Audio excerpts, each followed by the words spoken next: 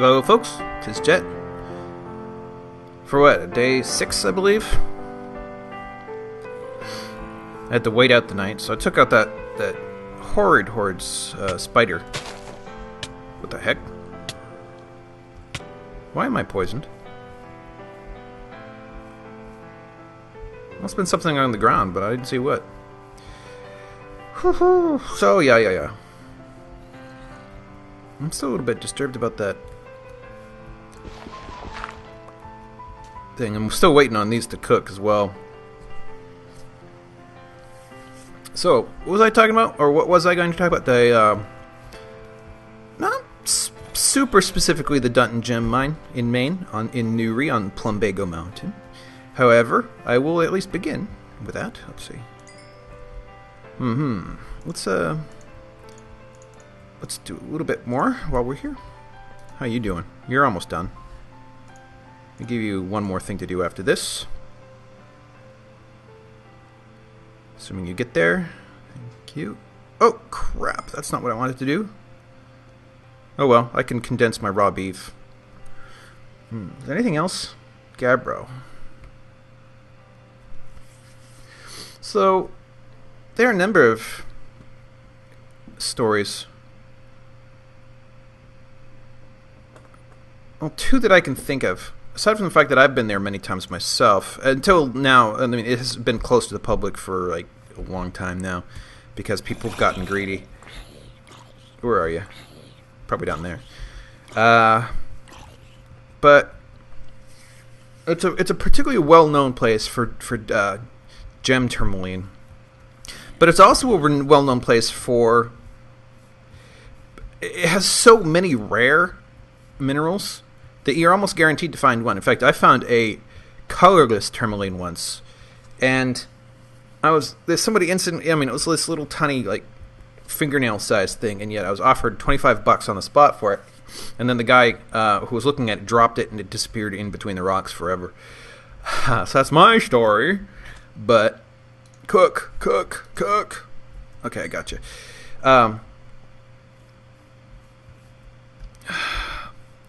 But in terms of searching for minerals, like in the 50s or maybe it was the 40s, a troop of that's what I hit right there.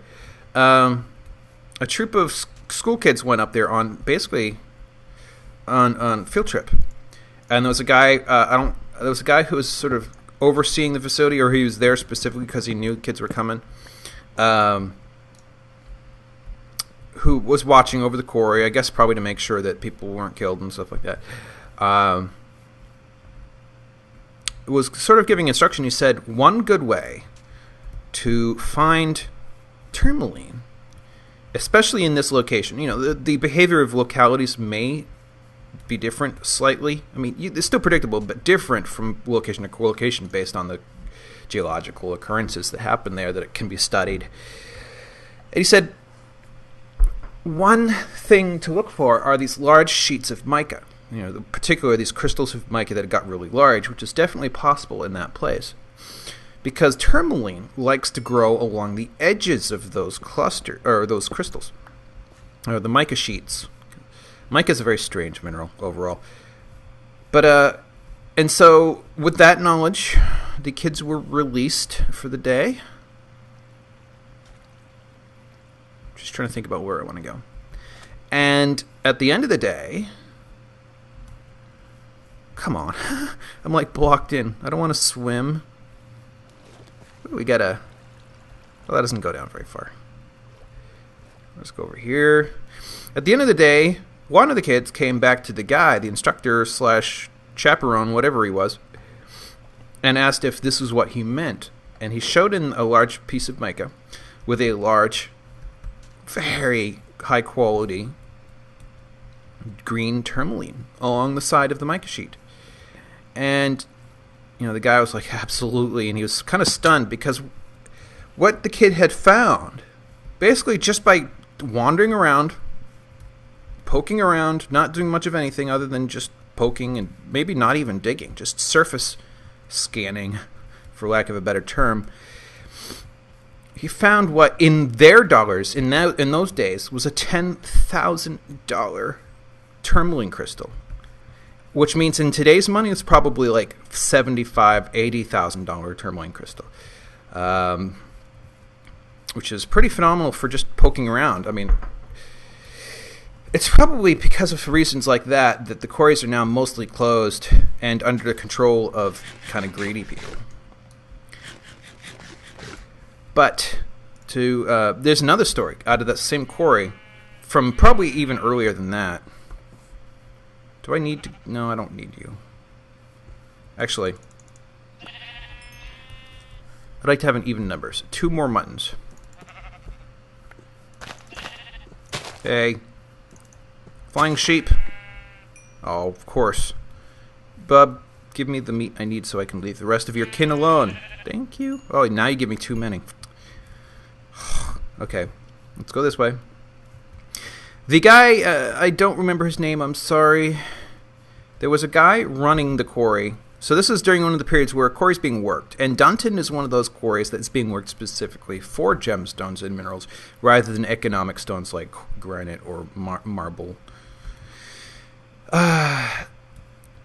And this guy, who was either owned or leased the quarry, had been a moor, huh? See, a moor doesn't bring much to mind. Though pockets of water does sound appropriate to the term moor. Look at that. I like these trees. And keep in mind, I'm telling you these stories very badly. There are people out there who know them much more intimately than I do and have more of a flair for storytelling. So I'll just get basically to the point wherein the guy knew, he had just this feeling that he was about to have a major find. And in telling it this way, it becomes really short.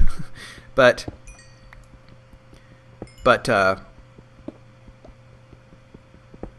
he set up the charges, the black powder.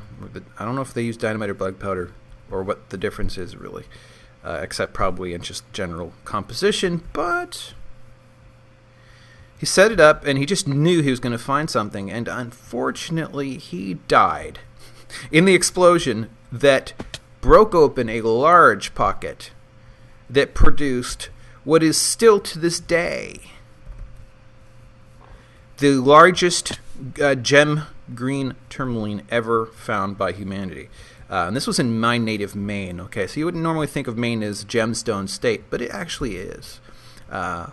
And he found the Jolly Green Giant, which I believe at this point belongs to the Smithsonian. But I have this feeling like it's on display. It's on traveling display, and it can't actually be found at the main Smithsonian, not Maine, but the primary Smithsonian facility here in the D.C. area.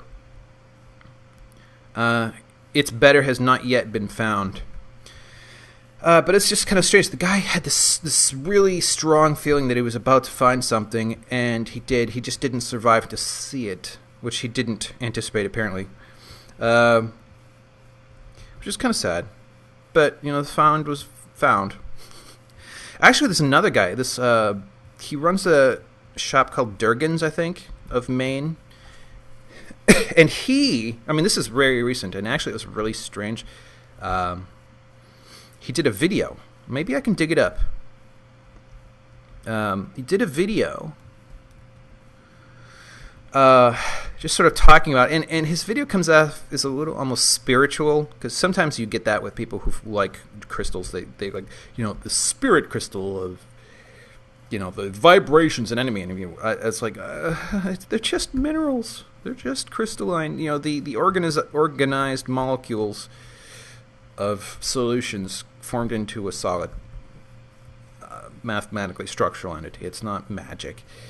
But anyways, he had a feeling, basically about a field, and he started a quarry there, and he has in fact found some really, really high quality material there. I think it's called Mount Maria, even though there's no mountain. Mount Maria, I can't remember.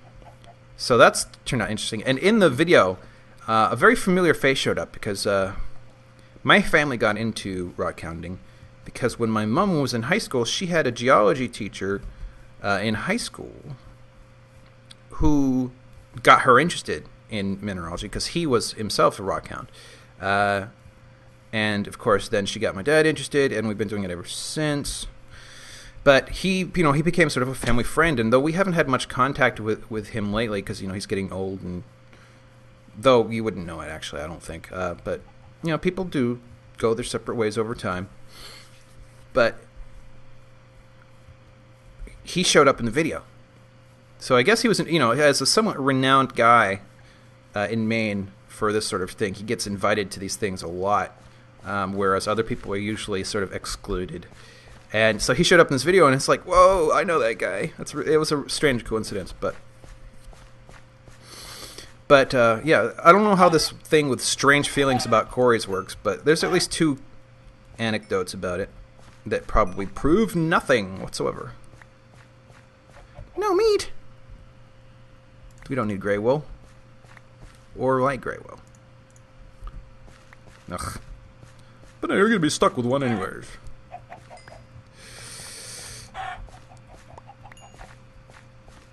Yep.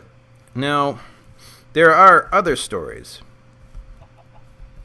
that are not so cool. I'm back in one of these, huh? I haven't made like a big loop, have I? There's a quarry called Bennett. The Bennett Quarry. I believe somewhere in southern Maine.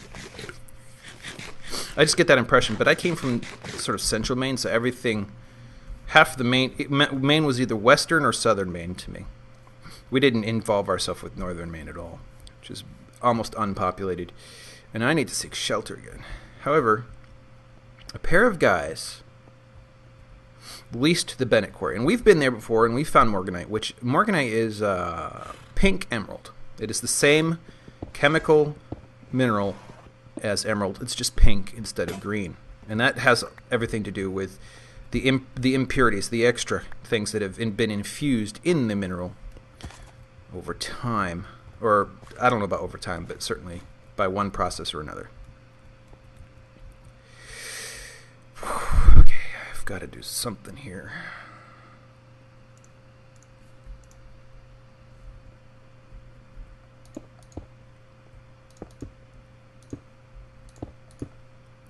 Not sure what I'm doing, but I'm doing it.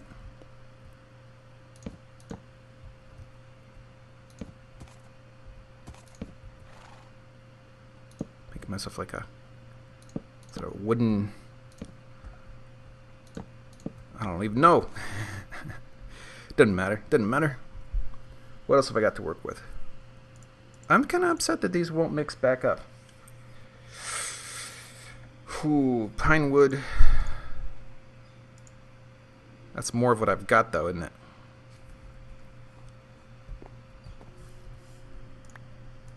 Don't.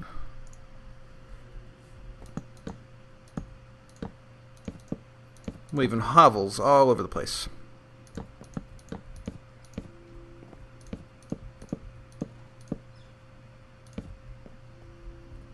I don't look like I'm in any particular danger, so I can go on for a few more minutes. Oops. Just having a little bit of difficulty, don't mind me. Okay, those at least are the same ID coming in as going out. Let's see here.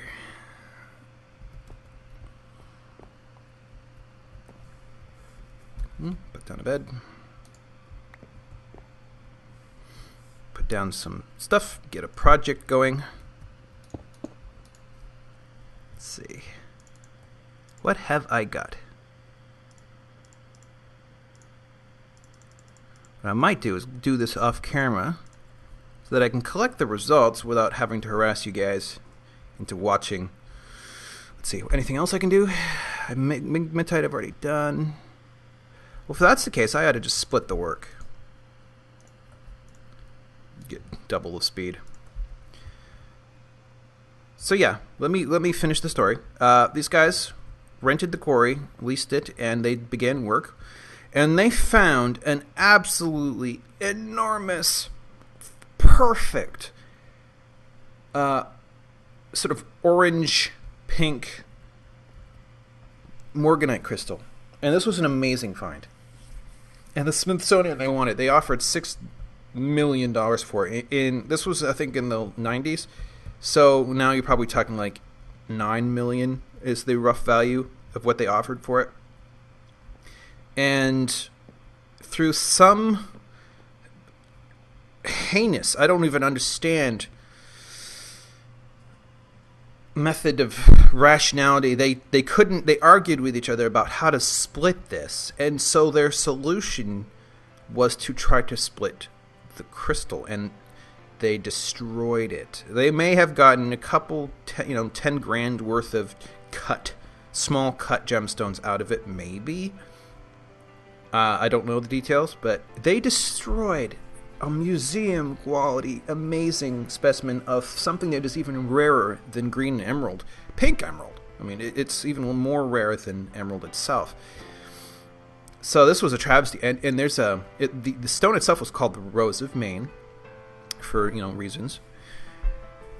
And there is a Wikipedia article about it, and I swear, if you try to go to that article and make any mention of the fact that the crystal was destroyed, it will be promptly deleted, oftentimes within hours. But I think the first time was like within minutes. Crap. It was destroyed. Not destroyed, the entry, any mention of the destruction of the crystal is erased. So I'm not sure if you get like sort of for crying out loud, it's like zealot who wants to pretend it never happened or what. But it did happen. And this is not going to happen, apparently. Holy cow. It's past midnight, so I have to call it a day. Hopefully that story was at least mildly entertaining in its most incoherent format. Thanks for watching. Please come back tomorrow.